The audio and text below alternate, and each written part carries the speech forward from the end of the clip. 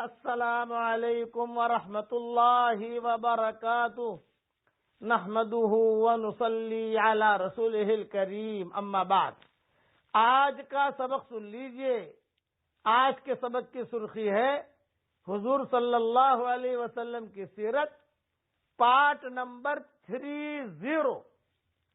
اب حضرت خدیجہ نے جب دیکھ لیا کہ 100% یہ لڑکا اوکے ہے، حضور صلی اللہ علیہ وسلم اپنا مال لے کر روانہ ہونے لگے، دروازے تک پہنچے تو حضرت خدیجہ نے کہا محمد محمد محمد، بلایا حضور صلی اللہ علیہ وسلم کو اور بٹھایا، اور بٹھا کر کہا یہ مال بھی لیتے جاؤ، یعنی پروفٹ بھی سارا لے لو اور جو موڑی ہے راس المال وہ بھی لے لو۔ حضور صلی اللہ علیہ وسلم اور خوش ہو گئے، بھئی چلو جو پروفٹ تھا وہ تو ملا ہی، لیکن اور بھی زیادہ ملا، یہ بھی لیتے جاؤ۔ اب حضور لے کر پوٹلی لے کر روانہ ہوئے، دروازے پر پہنچے، پھر حضرت خدیجہ نے بلایا محمد محمد ذرا یہاں آؤ۔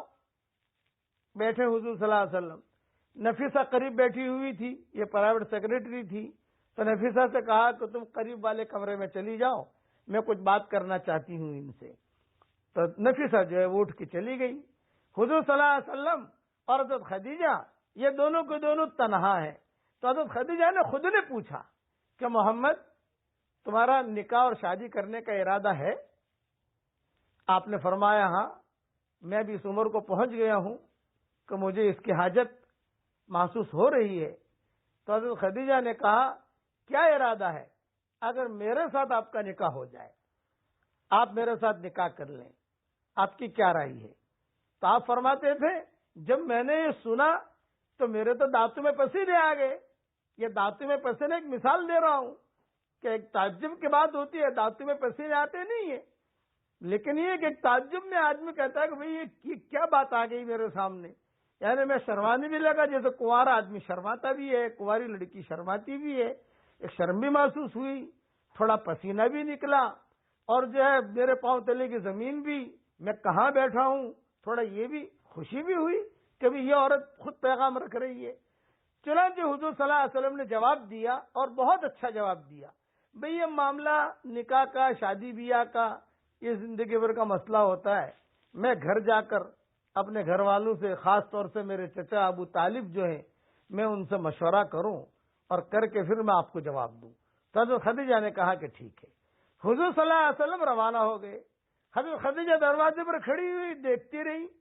حضور بعض کتابوں میں، تاریخ کی کتابوں میں بھی لکھا ہے کہ آپ کے پاس مال تھا، مال تجارت جو نفع ہوا تھا، اور وہ لے کر روانہ ہوئے، تو کہتے تھے کہ مجھے اتنی خوشی ہوئی، ایک تو مال ملا، دوسرا خدیجہ نے نکاح کا پیغام رکھا، تو میں جو ہے میرا گھر کا راستہ ہی بھول گیا خوشی کے مارے۔ کبھی یہ گلی میں چلا جاتا، کبھی وہ گلی میں چلا جاتا، کبھی وہ گلی ہوتا ہے، کبھی کبھار ہمارے جو ساتھی ہوتے ہیں مدینہ منورہ، ہم کہتے ہیں ہمیں حرم شریف چھوڑ دو، تو وہ لے کر ہمیں احد کی طرف جاتے ہیں۔ ارے یہ تو احد کا راستہ ہے بھائی، تو مجھے حرم چھوڑنے کا کہہ رہا ہوں تو احد لے جا رہا ہے۔ ارے بولے مولانا میں جو ہے نا وہ آپ کو دیکھ کر بھول ہی گیا۔ میں نے کہا ایسے نہیں بھولا کرتے بھائی، حرم شریف جانا ہے، نماز پڑھنی ہے وہاں، تو یہ ہوتا ہے۔ تو آپ فرماتے تھے کہ میں راستہ ہی بھول گیا، میں کہاں ہوں، میرا گھر کہاں ہے۔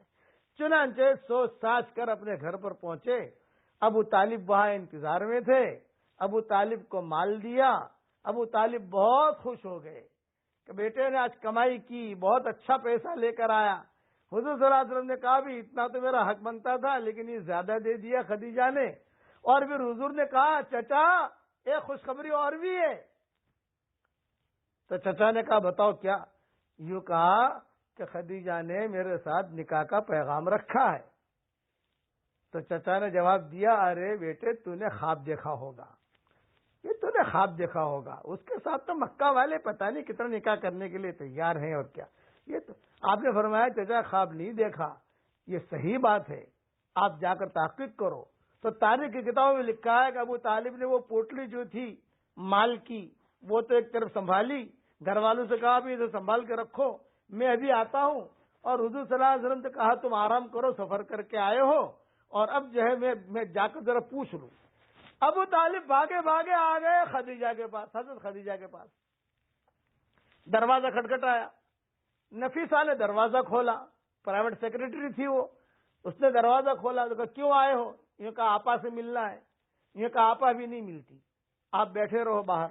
یا یہاں بیٹھے رہو. حضرت خدیجہ نے اندر سے سن لیا کہ کوئی آدمی آیا ہے. پوچھا کون ہے؟ نفیسہ کون ہے دروازے پر آیا؟ یہ کہا ابو طالب، وہ جو محمد ہے ان کے چچا ہیں. انہوں نے کہا نہیں ان کو بلاؤ اندر بلاؤ. فوراً حضرت خدیجہ نے اندر بلا لیا اور اندر بلا کر جو ہے ابو طالب نے کہا کہ میرے بھتیجے نے آ کر یہ بات کہی ہے کہ آپ نے نکاح کا پیغام رکھا ہے.